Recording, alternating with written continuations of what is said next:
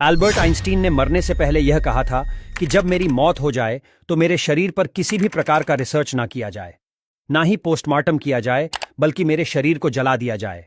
पर ऐसा बिल्कुल नहीं हुआ, क्योंकि जब आइंस्टीन की मौत हुई तो एक डॉक्टर ने चुपके से आइंस्टीन के बॉडी को चेकअप करने के बहाने से उसका ब्रेन काटकर अपने साथ चोरी करके भाग गया, क्योंकि डॉक्टर थॉमस को यह जानना था कि आखिर आइंस्टीन के ब्रेन में ऐसा क्या था जो इतना जीनियस था। आइंस्टीन का ब्रेन किसी आम इंसान की तरह नहीं था, बल्कि इसके ब्रेन में इतनी ताकत थी कि जो 1000 आदमी मिलकर एक सवाल को सॉल्व कर नहीं कर सकता था, वह आइंस्टीन अकेले ही कर देता था। आइंस्टीन को नोबेल प्राइज से लेकर वह हर एक अवार्ड मिल चुके थे, जो आज तक किसी को नहीं मिले हैं। इसकी दिमागी शक्ति को देखकर लोग ऐसा बोलते थे कि इसके दिमाग में 2 दिमाग है। आइंस्टीन को जब लगा कि वह मरने वाला है तो उसने अपने बेटे को एक दिन अपने पास बुलाया और उससे कहा कि बेटे, मैं तो मर जाऊंगा, लेकिन मेरे मरने के बाद मेरे शरीर को पोस्टमार्टम मत करना और ना ही इस पर रिसर्च करना। पर आइंस्टीन की यह बात सच नहीं निकली, क्योंकि जब आइंस्टीन हॉस्पिटल में मरा तो उसी अस्पताल में एक थॉमस नाम का डॉक्टर रहता था। उसने चुपके से आइंस्टीन की बॉडी को लैब में ले जाकर उसके ब्रेन को काटकर और लेकर अपने साथ भाग गया और वह अमेरिका के शहर फिलाडेल्फिया में जाकर छुप गया। डॉक्टर थॉमस ने उस जगह पर आइंस्टीन के ब्रेन के 240 टुकड़े कर दिए और उसे बोतल में बंद कर कर अपने घर में छुपा लिया। इस बात से डॉक्टर थॉमस की बीवी बहुत खफा थी।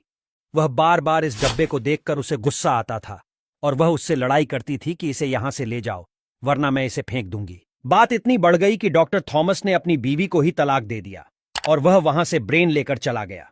इसके बाद वह कई सालों तक इस ब्रेन को लेकर इधर उधर भटकता रहा, पर अभी तक उसे इस ब्रेन अंदर के राज का पता नहीं चल सका था। अब थॉमस के पास इतने पैसे नहीं थे कि वह इस ब्रेन को लेकर और घूम सके।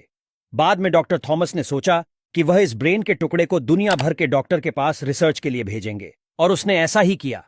उसने इस आइंस्टीन के ब्रेन के टुकड़ों को दुनिया भर के साइंटिस्टों के पास रिसर्च के लिए भेज दिया, जिसके 30 साल बाद 1995 में डॉक्टरों ने बताया कि आइंस्टीन का ब्रेन आम इंसान की तरह बिल्कुल नहीं था, क्योंकि किसी भी इंसान का ब्रेन 2 भागों में बंटा होता है।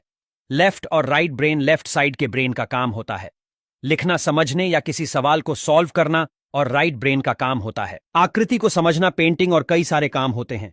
आइंस्टीन के ब्रेन में कॉर्पस कोलोसोम नाम की मात्रा हद से ज्यादा थी।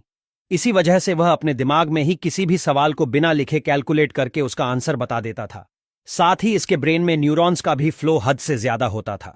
किसी भी इंसान का ब्रेन 1400 ग्राम का होता है, वहीं आइंस्टीन का ब्रेन मात्र 1200 ग्राम का था। साथ ही इसके ब्रेन भी काफी पतली थी। इस वजह से इसका दिमाग रॉकेट की तरह काम करता था।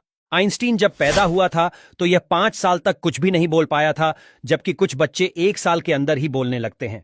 जब इसको स्कूल भेजा गया तो यह हर सब्जेक्ट में फेल हो जाता था, पर 2 सब्जेक्ट में इसके सबसे ज्यादा नंबर आते थे। साइंस और मैथ में जब यह स्कूल जाता था तो कई टीचर इससे डर जाते थे, क्योंकि यह ऐसे ऐसे सवाल पूछता था कि जिसका आंसर टीचर को भी पता नहीं होता था। इतनी छोटी उम्र में आइंस्टीन का दिमाग इतना तेज हो चुका था कि उसके टक्कर में कोई भी आदमी नहीं था। अपने पूरे जीवन में आइंस्टीन ने ऐसी ऐसी थ्योरी पब्लिश की जिसकी वजह से साइंस आज इतना आगे निकल चुका है। अगर आइंस्टीन ना होते तो हम साइंस में इतनी तरक्की नहीं कर पाते।